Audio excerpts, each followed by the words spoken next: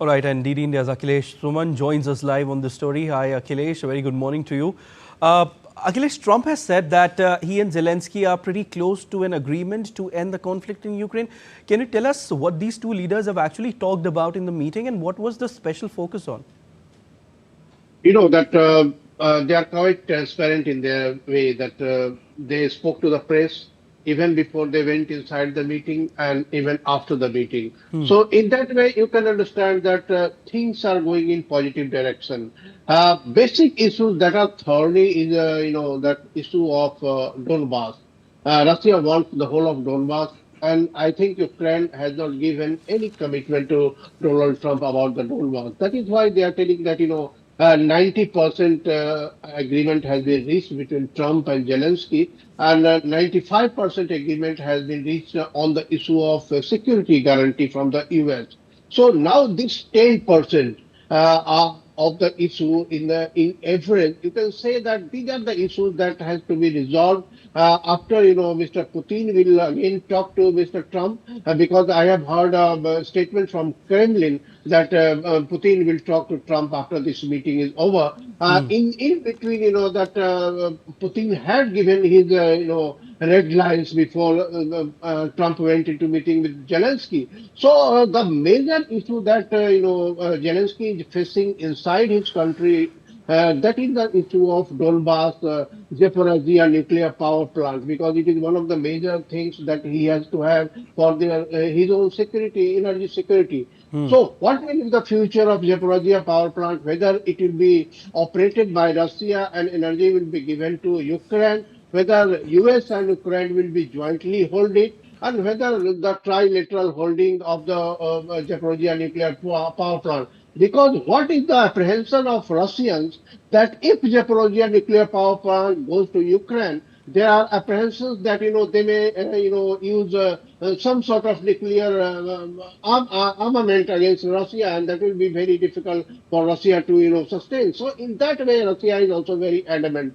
Let us see that when Zelensky talks to his counterparts in European Union, Macron has said that allies of Zelensky will talk in Paris. So let him go to Paris and he will have a talk, because European Union is one of the stakeholders, and they also want that the whole issue should be resolved in such a way that Europe should also have a guarantee that there will be no threat for Russian side anymore. And that is why they want that in the security guarantee Europe should also be involved. Till now, Putin is not ready for all such type of arrangements, because if Europe is involved, if US is involved, that will be de facto NATO. Whether Putin will accept such type of situation, it is a billion-dollar question. And that is why I think when in January, again, as Trump has said that in January he will talk to Zelensky and European leaders, and before that he will talk to Putin also. So I think in January we have to see and watch that how things crop up, because Zelensky will also go back to Kyiv, and then he has said that he will talk to his own people, and then he might go for referendum.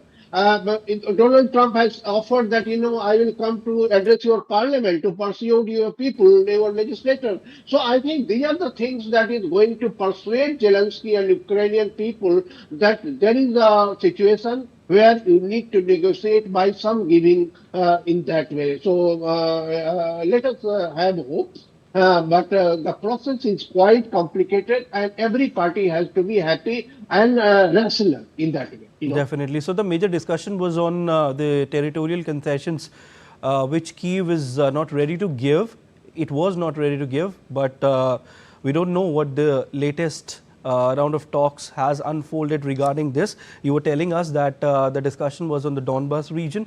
Also, you talked about the Zaporizhzhia nuclear power plant. Akhilesh, definitely you were right on that, because some experts had also warned of a nuclear disaster, if this conflict will continue.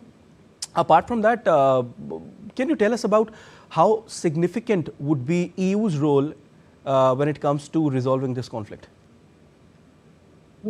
From Zelensky point of view, EU role is very significant Hmm. because EU is the neighboring country of Ukraine, Yeah. and whole European Union also thinks that once this issue is resolved, their own security will be also resolved because they also got scared that that if such type of aggressions take place unannounced and without any major provocation, Europe will be always under threat. So Europe is very, very adamant on having a good deal so that Zelensky don't have to feel the same brunt as it has faced 4 years ago when the war is continuing between the Russian and Ukrainian. So Europe is very significant, and that Hmm. is why Mr. Trump, though he says that whatever I will say, that will be the final thing, but again, he knows that Europe is the neighbor. Europe is major stakeholders after Ukraine. So Europe has to be taken into confidence. Hmm. And Hmm. if you know that the world wars that has taken place till now, it has taken place on the soil of Europe. Hmm. So that is why Donald Trump always said that we should not go into World War III because this European sensitivity is very important. And once they are threatened, they become it becomes very difficult to control the sensitivity of European countries. So in that way, that is why Trump and Zelensky talked to European leaders also yesterday when they were talking, and again they will talk to European leaders with Zelensky in January in Mar-a-Lago perhaps. Hmm. And in between, Zelensky will be traveling to Paris to talk to European leaders. I think now or in the beginning of January. So Europe is very important for these negotiations to sustain for lasting peace between Russia and Ukraine. Hmm. Definitely. Uh, b- Akhilesh, one thing more which I want to ask you, when we are talking about Donald Trump here, uh, when you have the power and when you are one, I hope you're okay. Uh, I'm okay, I want to ask you, Akhilesh, that you know when you know that you are, perhaps the most powerful person on the entire earth, and the way you use your power in a constructive manner. We are talking about Donald Trump. It's good, if you want peace to prevail in the global world. Uh, Donald Trump is also expected to meet Benjamin Netanyahu. What can we expect in this regard? Actually, this is also very crucial issue Hmm. in the world now that the way the whole Gaza peace plan is going, and Israel is making some other settlements in the West Bank. Hmm. So it has also given a signal to Donald Trump that Benjamin Netanyahu also needs to be talked about. Because the way Donald Trump has invested his own diplomatic energy in creating peace between Hamas and Israel, Yeah. he doesn't want it to fail. Whatever ambitions are there, even if one is ambitious about getting a Nobel Prize, that is not anything wrong. Everyone wants to be awarded and rewarded, but he was the person who came forward and to negotiate a peace. And it is not very easy to control Hamas, and also not very easy to control Netanyahu. So when Netanyahu is going to meet him in Mar-a-Lago again, that it will be going to be very crucial. And I think that Trump will tell something hard to Netanyahu that the Gaza peace plan that he has proposed, it has to follow in spirit and in content both.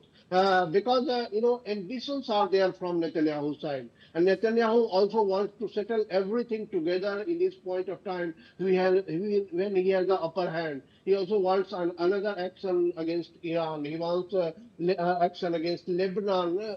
Everything on the earth that is possible at this point of time because Trump is there with him. The whole Arabian nations are almost inactive on this issue, and Netanyahu is having support of his country. Hmm. And whatever I am seeing the editorials from the Israeli newspapers, they are telling that Netanyahu should bargain hard with Trump. So I think there is a hope in Israeli side that this is the right time to negotiate the utmost that is possible on the earth, and he should not miss it. So, but Trump is not of this view. Trump wants a settled peace. and Trump wants that the lines that have been created, Israel should follow, and Israel should not, expand more in the Western Bank. So when Netanyahu is going, it will be very interesting to hear that what Trump says, because Netanyahu has been saying whatever he has to say. Yeah, Now it is Trump's time that what Trump say, and it will be, so that what type of, commitment Trump does have on the issue of peace plan in Gaza, because everyone in the world is watching whether this peace plan is getting, successful or not, and this will be depending the credibility of the Donald Trump. That definitely. And because he, indeed, and Akhilesh, these two are the major conflicts that are there in the global world right now, the Russia-Ukraine conflict and the Israel and Hamas conflict. And, for peace to prevail in the global world, like I was just mentioning, it's very important, truce to happen. Peace should make its way when it comes to both these conflicts. Situation is developing, Akhilesh, and we'll keep taking updates from you. But as of now, we leave it there. Thank you so much for that wonderful analysis.